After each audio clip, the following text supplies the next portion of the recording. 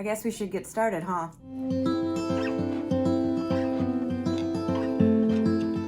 Welcome back to my channel. If you're new here, my name is Natalie, and today we will be discussing The Master and the Marionette by Brandy Elise Saker. Why did I read this book? Your guess is as good as mine. I already made a video about the first book of this series, The Pawn and the Puppet. It was bad, just like this one. And yet, here I am again. If you missed the first video, I recommend going back and listening to my review of that one because it will catch you up and kind of give you an idea of what to expect in this review. Before we get started, let's get the details out of the way. This is a 374-page dystopian fantasy dark romance. I could have sworn that I wrote notes about this, but I can't find them. But luckily, I did annotate this book with 224. So that's what I used to make this script. And hopefully it'll be enough to carry us through because I refuse to read it again. I just won't do it. I figure Mercury's in retrograde and I'm in a weird mood, so this is the perfect time for me to film this. Buckle up, kids, let's go. The author, Brandy, was kind enough to leave us a list of trigger warnings, although I don't fully trust her to include everything that's in this book, but that's where we're gonna start. So trigger warning 4. Gratuitous violence, depression, mention of suicide, gratuitous torture, eating disorder, hallucinations, misogyny, mention of pedophilia, romanticized mental illness, gore, mention of child abuse, decapitation, female oppression, hostage situation, Stockholm syndrome, degradation, starvation, brainwashing, body shaming, sexually explicit scenes, religious trauma, and horror. And I would like to sprinkle in fatphobia, and a little bit of racism. The first book is built on a foundation of not shit. There is nothing to this story. It is full of plot holes. The characters are unlikable, hateable even. I'll say it. I'll say that. Hateable characters. And the writing is so bad. Again, I'm not sure why I did this to myself again, but whatever. So we pick back where we left off, unfortunately, with Skylena and Kane Desson Greystone, apparently, on the run from Demeknev in a treehouse in the forest. Sure, if you remember, Kane, Desson, and Greystone aren't 3 different men. No, Kane, Desson, Greystone are the alters in this infamous violent patient 13 because he has dissociative identity disorder, DID. And Demeknev, if you recall, is the branch of government that kidnapped him as a child, slaughtered his family in front of him, and then trained him to be some sort of superhuman killing machine. We remember, we don't need to. Anyway, now they've escaped, and they will never stop hunting him. This is not an accurate representation of DID, but just as far as the book is concerned, each alter has its own unique personality that split from the core personality in order to protect him from whatever trauma triggered the split, right? And what's Greystone's, you ask? Great question. A childhood sexual abuse. He is the alter that's at the front at the start of this book because Skylena is just so hot and she triggered him forward. He's the sexual alter. That's special. Anyway, he's only there for a little bit and then Kane takes back over. And Kane slips out of the treehouse for a little bit and leaves Skylena there, and she hops down out of the treehouse just long enough to meet some strange man who asks her how old she is and then says, "Whenever you're ready," and yeets on out of there. I think that this is meant to be one of those moments that makes the reader like, oh, what's going on? Is there more to Skylena and me to the eye? No, there isn't, but also it didn't work because I don't care. Skylena falls asleep. She has a dream about her father, Jack, who, if you recall from the first book, was horribly abusive to her entire life. Kane wakes her up and tells her that she's safe and also says that Jack unalived himself because he loved Skylena so much, which is a weird fucking thing to say. And to this, Skylena's like, "I never told you his name," which I think is, again, meant to be one of those moments where we're like, missed me with that. Even Skylena is bored at this point, so she just goes back to sleep. Desson is back, and apparently in the middle of the night, he just scooped her up and carried her to a new location, and she never woke up. They trudge on through the forest with no plan and no direction and giving us nothing. And here we have our first dramatic reading. You're welcome. The next couple of hours, Desson leaves me alone with Dazek to set up a place to sleep and fire to cook what he hunts. I feel a little useless when he or Cain leaves to do all the work. But what am I supposed to do? I don't know how to hunt, nor would I want to. I don't know how to set up a fire or a shelter for us to sleep. I'm basically dead weight. Why does he even want me around?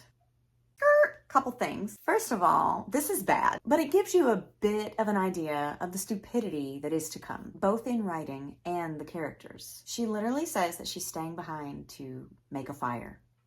And then a couple of words later says she doesn't know how to do that. Okay. And I want you to brace yourself, because this isn't the last time we're going to see Skylena take a shit on her self-worth.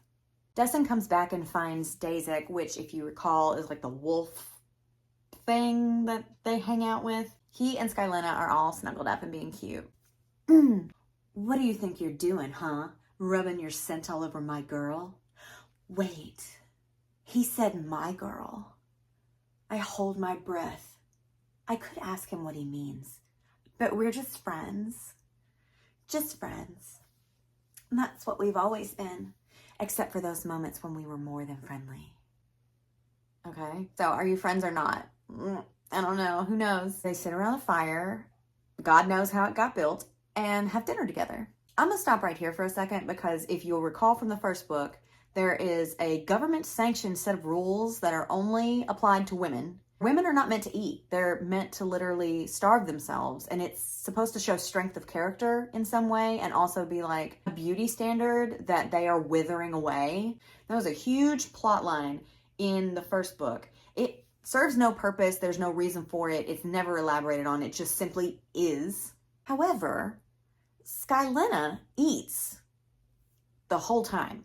She grew up outside of the city, so for 18 years at least, she was not held to these standards.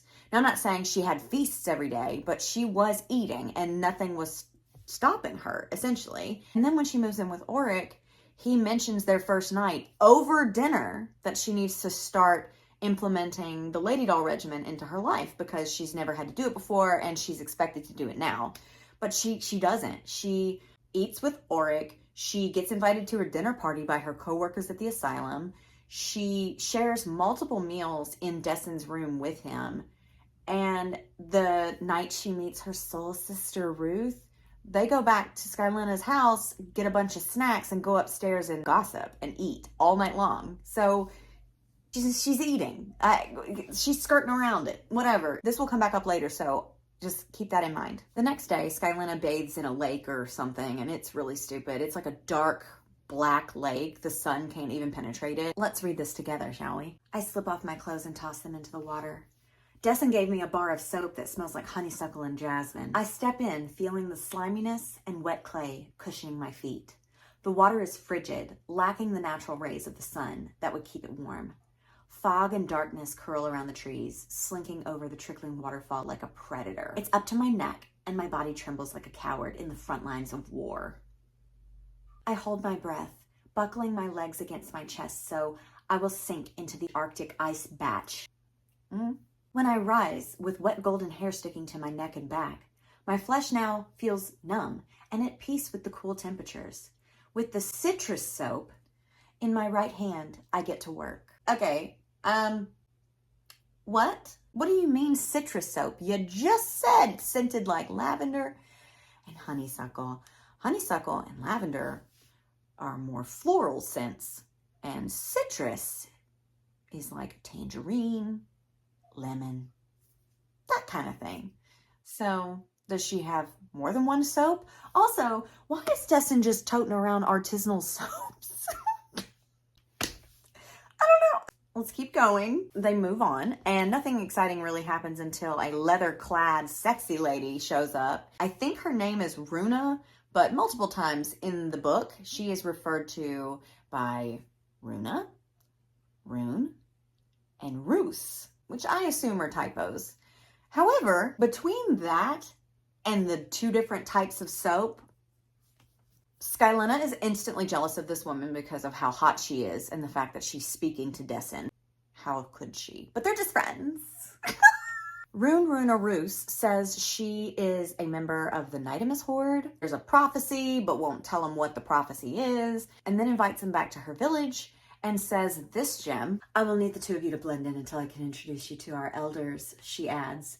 Desson rolls his eyes, knowing there was a catch. Blend in how? I ask. The Nidamus Horde is known for three things.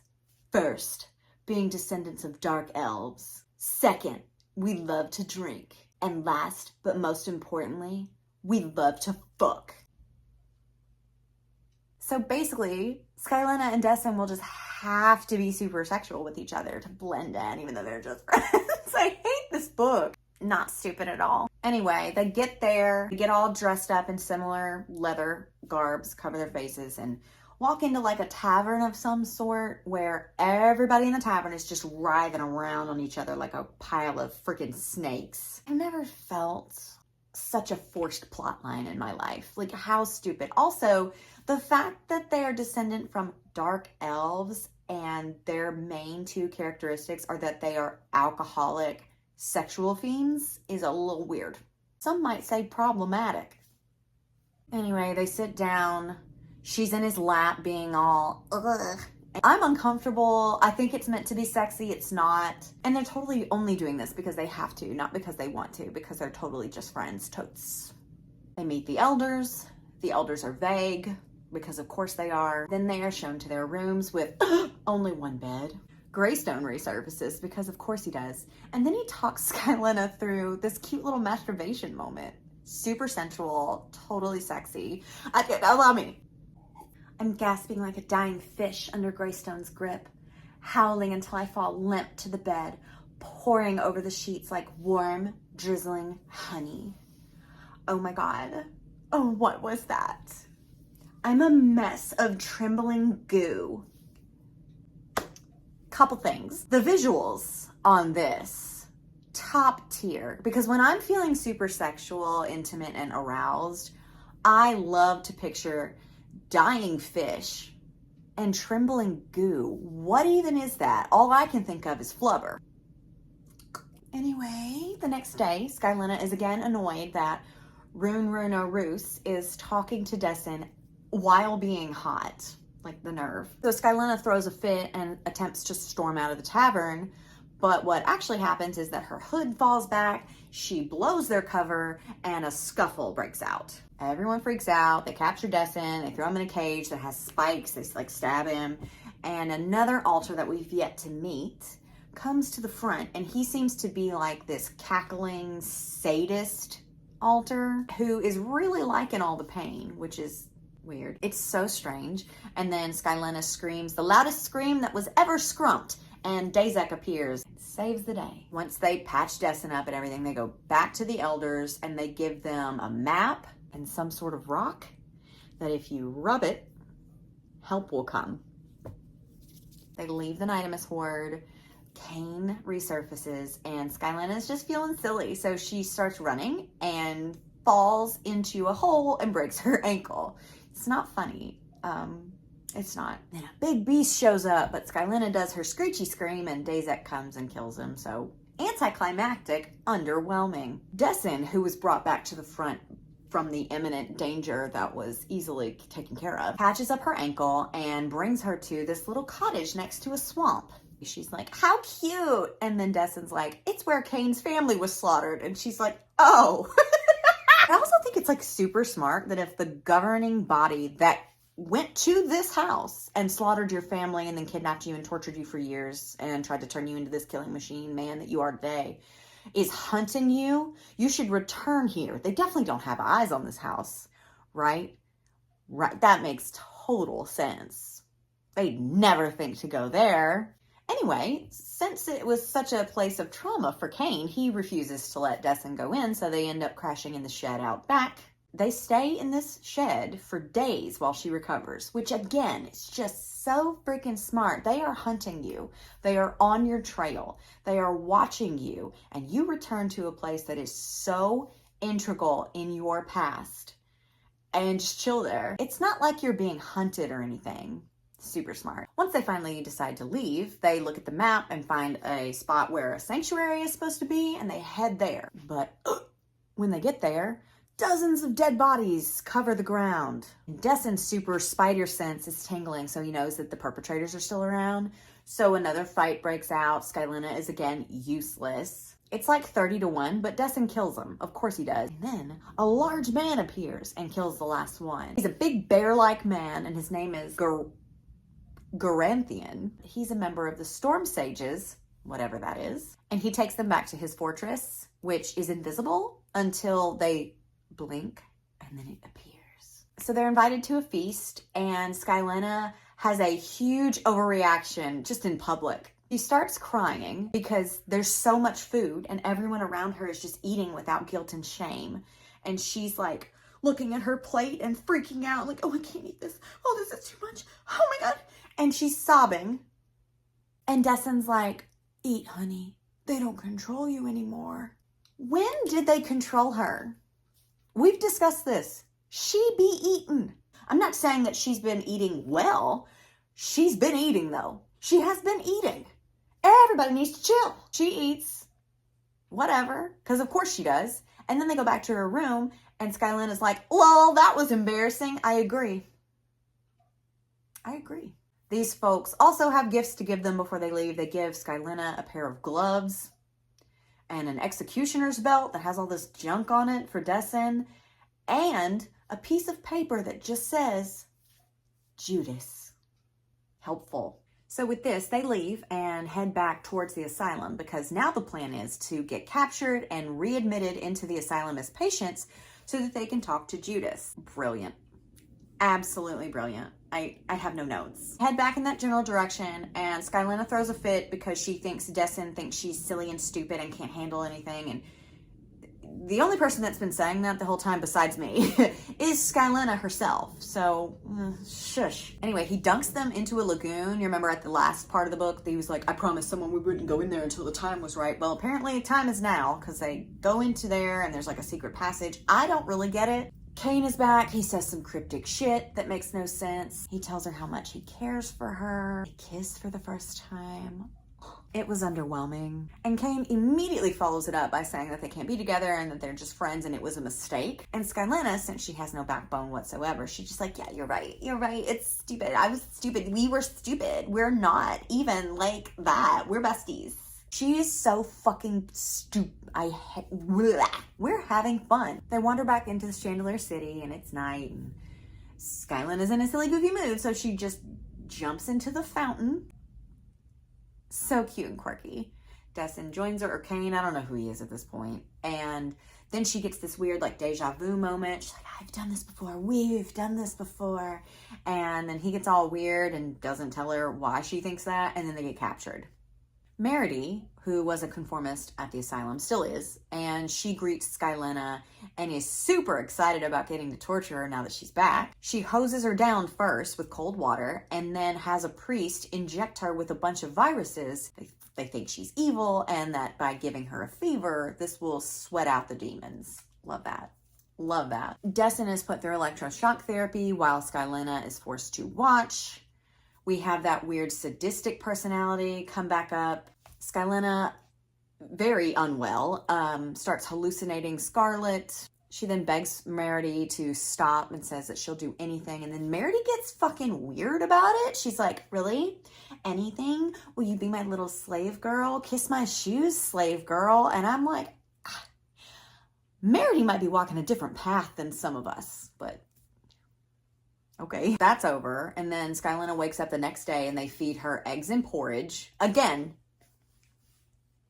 she's eating. She gets taken to a room and chained to a wall and stripped to her underwear and then violently, brutally whipped while Destin is forced to watch. After she gets whipped to shit, Meredy leaves, and she leaves them there all night long with no supervision, which totally makes sense. And we remember that Destin can get out of any security measure that they put in place. Locked doors, wrist restraints, leg restraints, anything. He can get out of it. It's never explained how, but he can, and he does. He unlatches himself goes over to Skylena, who is broken and bleeding and strung up on the wall. And Destin's like, you know what'll fix this? Oral sex. He doesn't even unchain her from the wall first. Now, I'm for kinky sex. Good for you. Good for him. Good for y'all, you know? But this isn't it. But here we go. His fingers glisten in the candlelight, soaking, and he is only feeling me from outside of my panties. I can't help but want to apologize. For what? I don't know. But my body is reacting in strange ways. Scarlett warned me this would happen. We leak between the legs. Shut the fuck up. He gets her off. He finally unlatches her, and then they fall asleep. They wake up after being left in this room unattended all night long, and Destin begins to tell her a little bit about all the other 8 altars. We have Cain, Destin, Greystone, Foxum, Cypher, Kalidas, Dye, and Aquarius. Now that last one,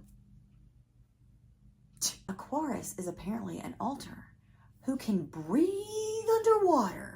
Sure. Then Skylena's taken back to her room and starts working on the priest to get to Judas. And it works instantly because it's Skylena. Judas comes by and says something cryptic. Don't worry, Destin is going to translate later. Skylena and Destin are taken to the hydrotherapy room to endure dual simulated drownings, which is great for Destin because he can breathe underwater. Skylena can't, so Destin then tells us that the message Judas gave Skylena was actually him trying to tell her that in 6 months there will be a war. Why was that piece of information so important that they had to break back into the asylum and be tortured?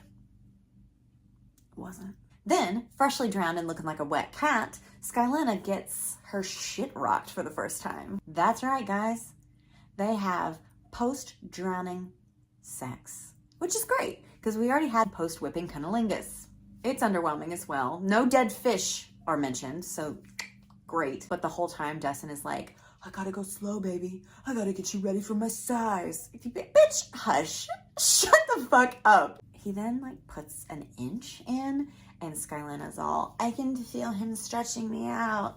Ma'am, it's an inch. You know, it's unless it has the girth of a human thigh, I think you're gonna be all right. He also says something like, I'm gonna fuck you until you remember me, which again, I think we're supposed to be like, what does that mean? I don't care.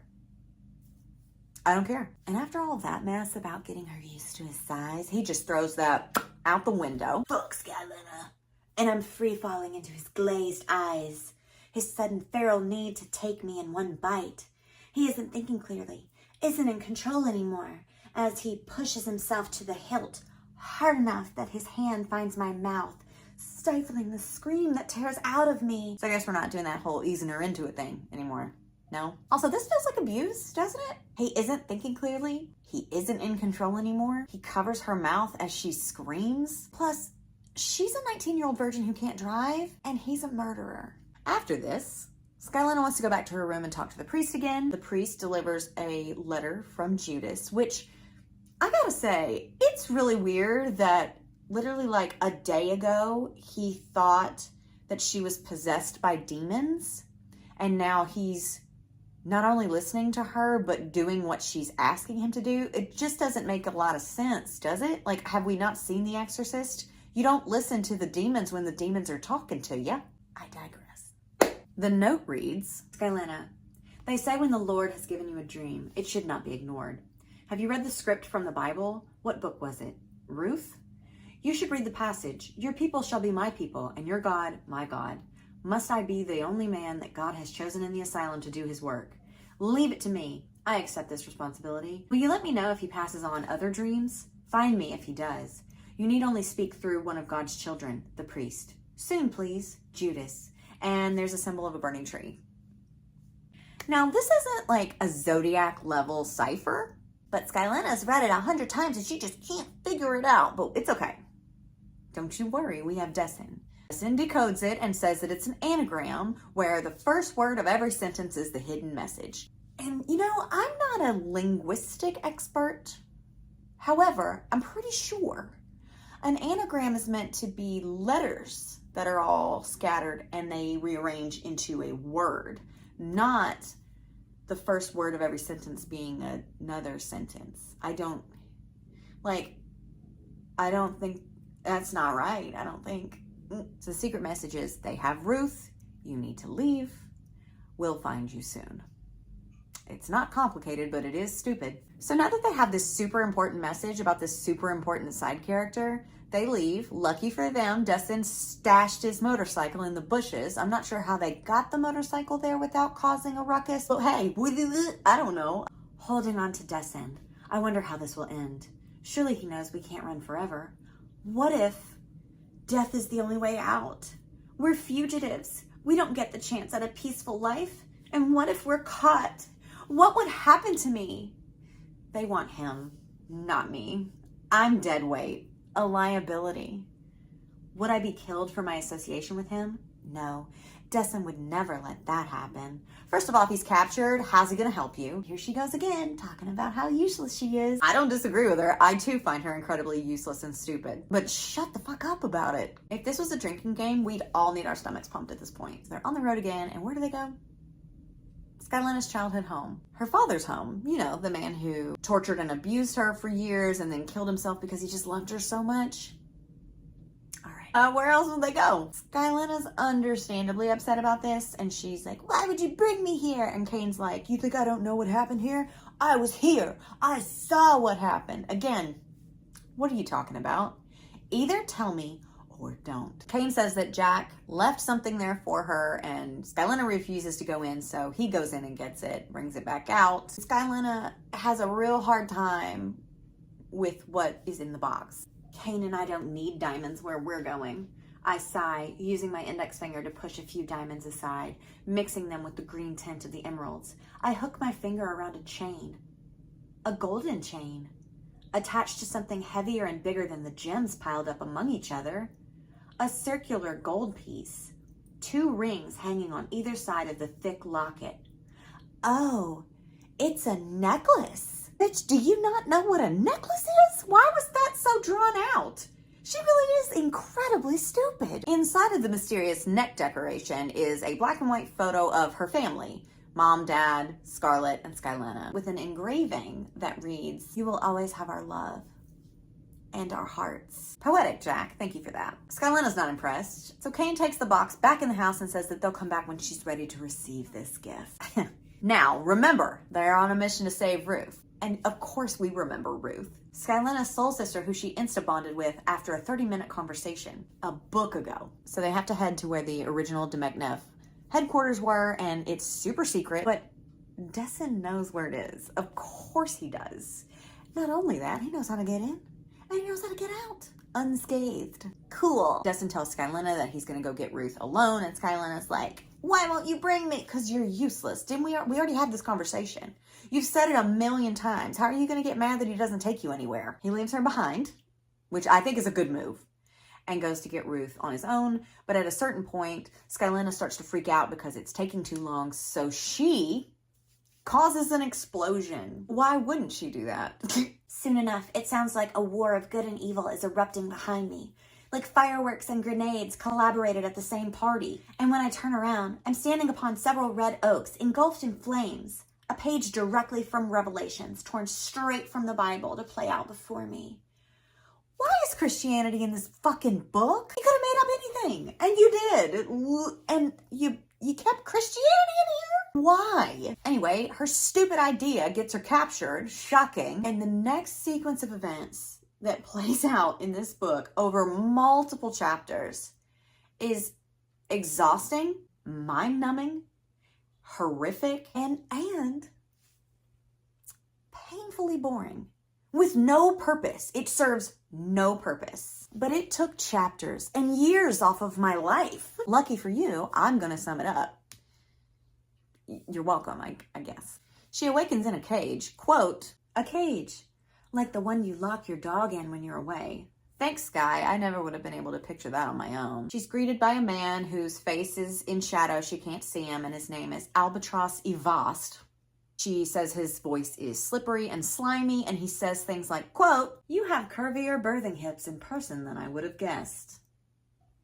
Gross. He keeps talking, and Skylena's bored again, so she just goes to sleep. When she wakes up, he says something that made me holler. Holler, okay? Are you ready? You're not? It's going to be fascinating seeing you get used to constant hunger. Most women in our society have to get used to it, but you clearly didn't follow protocol. How'd you get away with that anyhow? Let's pause because we have an I told you so moment. And I'm gonna yell. This is your warning. I told you that she's been eating this whole time. This whole time. I knew it. Now you know it. The main characters of this book know it. And the author herself clearly knows. This right here completely diminishes that high drama moment that she tried to create with this feast and Skylana crying into her mashed potatoes. She has been eating this whole fucking time. Eat your goddamn pork chops and cut the theatrics, for Christ's sake. And that's canonically correct because the Lord is in this book. Okay, I'm done yelling. Thank you for letting me get that out. Another character comes in and her name is Absinthe, and she's this rickety old lady who is mean as shit and tortures Skylana. She like measures her limbs and stuff for some unknown reason. She washes her with ice cold water and she sticks a tube and a funnel down her throat and force feeds her. Also, Albatross has some weird ability to project simulated sickness on Skylana. At various points during her captivity, she feels like a bone is broken, she goes blind, she has endometriosis, kidney stones, appendicitis, just gives her all kinds of fun things. Why? I don't know. How? I don't know. All of this is done in an attempt to break Skylana for some reason and also serve as like a wedge between her and Destin and making her doubt that he's coming for her. At night, she goes away to a place in her dreams that she calls the Ambrose Oasis, Ambrose being her last name. Kane is there, but he's younger and they're together. It's like a magical place. I don't know. For a while, that helps her hold on to hope, but she's weak and useless, right? So it doesn't last forever or for that long at all, really. Okay, so after another force feeding, Albatross shares something with Skylana that I need to pop a disclaimer on real quick before we get into it. This next part is one of the more vile things in this series that I've read, and that sang a lot because the entire first book was absolutely awful. This is purely here to upset the readers. It's a disgusting display of fatphobia laced misogyny, and it serves no purpose. I want to warn you before we start, because while it's fun to make fun of her misspellings, runa-roos, ice batch, the stupid writing, the bad characters, it's fun. We're having fun. I don't think this is fun. I think that this is gross, but it also puts into perspective how irresponsible and harmful these books are. So there's your warning. Let's go. Albatross tells Skylana, when a woman in dementia gets a little extra skin, perhaps she has trouble losing the baby weight after giving birth, or maybe she doesn't have any self-control around sugary treats. She gets brought to the women's ward of the asylum for reconditioning, force feeding. The women who never come back get sent to me for my own studies. And when I'm done with them, Demeknev uses them as fucking dolls for our soldiers. His tone is suggestive, like I should personally be offended, including your travel companion. I may as well have been slapped across the face. Again, you're lying. A fucking doll is a woman, near death, unable to speak or move. The soldiers bury their cocks into her so they can think clearly when their hormones start to dominate their thoughts. Barbaric, isn't it? And to think your travel companion was by far the most gruesome. What a stupid new way of forcing horrific incidents into an already shitty book. For no reason. This is so disgusting, and she's just trying to upset people at this point, and we already knew that. I didn't think anything in the second book could even come close to the shit in the first book, and that was my mistake, because this is nasty, horrible. She wrote into this fictional world, the government will take women who are deemed too fat, too lazy, too lacking in self-control, maybe suffering postpartum depression after giving birth. They will imprison them, torture them, experiment on them, and then when the women suffer a mental break, they send them to the trenches of war to be raped. What purpose does this serve except to upset your audience? Congratulations, you're a piece of shit. Anyway, she's locked in here for so long that she begins to trust Albatross and let go of Destin a little bit. A little Stockholm syndrome going on. She even refers to him as her friend at one point. Then Absinthe busts in and she's like, They're dead. He decapitated our soldiers. We got to take her to the panic room. So the three of them rush off. Skylena's like, hell. They have a bunch of extreme security measures in place, like a sprinkler system that shoots flesh-eating acid and like a rock wall that like smushes anybody who crosses a certain barrier. But Destin flies through these. Maybe he has an altar that's like part snake, so he can just shed his skin as it melts off and make new skin. Maybe one time when he was little, he slammed his hand in a door and his personality split into an altar that is immune to heavy objects or being crushed. Think about it. Destin busts in. Albatross's face is revealed, and apparently Destin has known Absinthe and Albatross before and carved his name, Destin, if you're wondering which name, Destin, into Albatross's forehead, and there's scarring around his mouth where he had sewn his lips shut. Destin kills both of them, busts Skylena out of there, and then when she finally remembers who he is, she's like, why did it take you 4 months to come and save me? You thought you were in here for 4 months? He weaves his hands into my dirty hair. Skylena, it took me 4 hours and 13 minutes to save you, and I'm ashamed it took us that long. What? It's never explained, but one can assume that Albatross might have been able to, like, manipulate time in some way. I don't know. They hop on the motorcycle and get the heck out of there. They finally stop for a bit, and she gets to tell him about the oasis, and he's like, I know. I named it the Ambrose Oasis. Whatever, who cares at this point? They're reunited with Ruth, so that means that the rescue mission was a success. Brava. But he didn't just rescue Ruth. No. He also grabbed Niles and Chekis. In case you don't remember, Niles was a patient in the asylum. He was under the impression that he was Cupid and would kidnap people and hold them hostage in his basement until they fell in love. And if they didn't fall in love, he would then rape the women and kill them. That's fun. He's such a fun guy. And that's his new role in this little group. A silly, goofy guy in a silly, goofy mood and some sort of a brother to Skylena. And we can't forget about Chekis. Chekis was also a patient at the asylum, and he unapologetically slaughtered his wife and daughter when they became too obsessed with the Lady Doll regimen. And that makes it super extra weird that Chekis is now expected to fill some sort of fatherly role for Skylena. At one point, he like thanks Destin for taking care of her. Sir, shut the fuck up. We love a reunion. Squad goals. So they all settle in for like a little sleepover in a cave. And Skylena scooches on over to Kane and finds him reading the Christian Bible. Speaking of things that don't belong and make no goddamn sense, when they wake up in the morning, Niles says this silly, goofy little quote, I'd like to vote Chekis off the island. Because he snores too loud, apparently. But let's take a second. Am I to assume, in this fictional, made-up, magical world of dementia, they have access to the reality television show Survivor? Because according to my memory, my millennial memory, and UrbanDictionary.com, this is a quote that became popularized with the show Survivor around 2007. Sure. Suddenly, they're surrounded. Some band of weird bear-like creatures. I don't know. And then Skylena says this. I take the knife and clutch the hilt of my fist. I don't know how to use it, but at least I have something in case they overwhelm either one of my protectors. It's a fucking knife, Skylena? Like, it's not a Revolutionary War musket that you have to, like, pack with gunpowder and shit. Like, you hold it, and the pointy end goes into your enemies. She really is so stupid.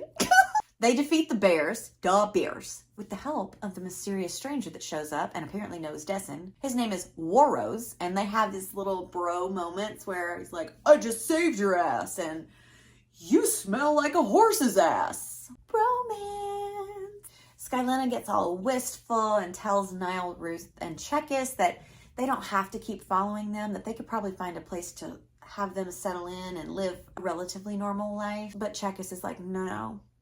We're family. And I didn't know Vin Diesel was in this book, but what are you gonna do? She spends a little time getting to know Warros, but then he and Dessen share like a look or something, and then they won't elaborate on it to Skylena, so she decides to cunt out and bring up the fucking doll thing. Who wants to explain to me the fucking dolls that Demeknef used to offer soldiers?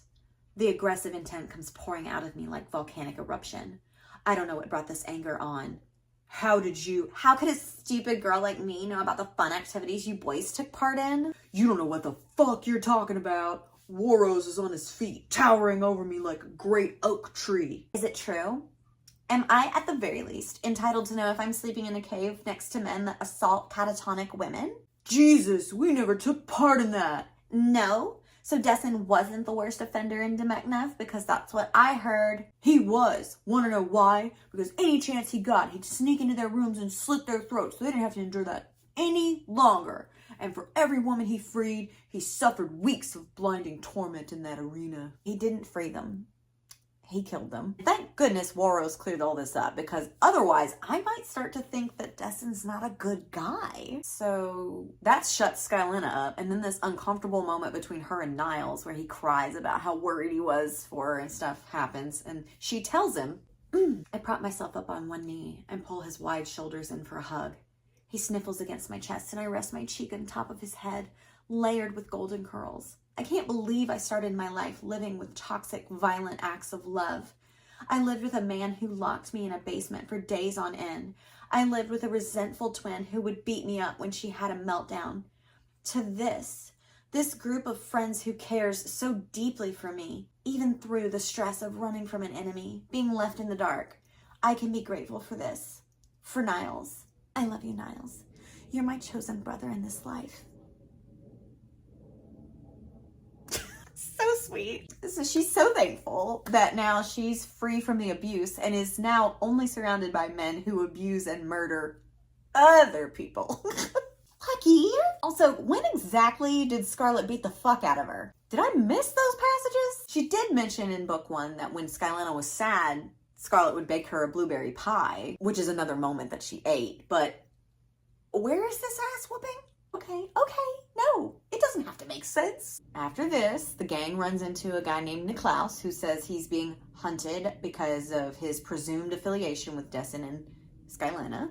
But it isn't Demeknef that's hunting him. It's something called the Vexamin breed, which, if this was explained, I don't recall it. Dessen elaborates to Skylena that it isn't just Demeknef that's hunting him. It's kind of been a race between the Vexamin breed and Demeknef to see who could get him first. Great. Doesn't make any sense, but great. And Dizek has been captured. And they can't just leave him, right? Now, I would leave him, okay? I like dogs, see? However, if I'm on the run being hunted by my government, and they capture my dog in hopes of luring me into a trap, rip to the dog. I'm sorry. I'm not sorry. But hey, they're not me, and this isn't that. So they've got to save him. So Dessen has this brilliant idea. He's like, we have to turn ourselves into Demeknef. I beg your fucking pardon? You've been running for an entire book from Demeknef. And now they have your dog, so you have to turn yourself in. Apparently, they're the only ones who can defeat the Vexamin breed. This makes no goddamn sense. We're almost there, okay? I promise. They head to Demeknef headquarters after an entire book of trying to outrun them. They walk up the stairs, knock on the door, and brace for impact, because here's the big reveal. You're back. I was worried I might have scared you away. That voice. That familiar, horrible voice. And those pale blue eyes topped with black, perfectly arched eyebrows. That angelic porcelain face. The face that was once my friend. My only resource to starting my life over. What are you doing here? I stutter, clutching my hands to the cold hardwood floor. Skylena. Dessen's voice comes from above me, his hand squeezing the cap of my shoulder. This is the leader of our country. Silence. Cold claws cut down my spine and drag down my back. This isn't real. Dessen clears his throat with disgust. This is Auric Demeknef. The end. I'm sorry. I so beg your pardon. This entire time, Auric was the leader of the whole country. And Skylena lived with him. She lived in his home. She didn't know. How does this country have access to Survivor, the television series, but not like a local news channel? Or even a radio show or a newspaper? Or fuck it, mail. Is there no mail? She had to have seen this man or heard his name somewhere. Otherwise, she's dumber than she's ever been. She's dumber than we could have imagined. So that's book 2. I'm so glad that this is over. This is a horribly written, embarrassing tragedy of a book. A directionless, artless continuation of an already horrific, pointless story. A story that only exists to be harmful and upsetting to the reader. You won't convince me otherwise. It's transphobic, misogynistic, fatphobic, and potentially even a little racist. The Nidamus Horde, all of that on top of being a vapid, harmful misrepresentation of mental illness. This will be the last book in this series that I read. I recommend this book to no one, absolutely no one. I don't think it's worth your time or energy. Also, I don't really get behind the idea of supporting an author whose goal of writing seems to be emotional manipulation of her audience in attempt to make them believe this is an intriguing story. Don't fall for it. Don't put yourself through it. Don't be like me. I read this so you don't have to. And while I think the book does a great job of ruining itself on its own, I appreciate you being here and letting me ruin it further for you. You're welcome, I guess. If you want more Weirdo Book Club, we have a TikTok and an Instagram and a website. All of the links can be found in the show notes. I also have a Patreon set up where for a monthly donation, you sign up and receive exclusive perks from me, like stickers in the mail, backgrounds for your phone, bookish related stuff, early access to blog posts, all kinds of fun stuff. We have a good time over there. And this helps support me by way of keeping the website up, maintaining my equipment so that I can keep putting out quality content for you, the creation of new fun products to send you. I don't do this for money, but the money helps me do it, you know? Anyway, that's all I have for you today. I appreciate you so much. Thank you for listening. And I will see you again in the next video. And we will not be in dementia, okay? We won't, I promise.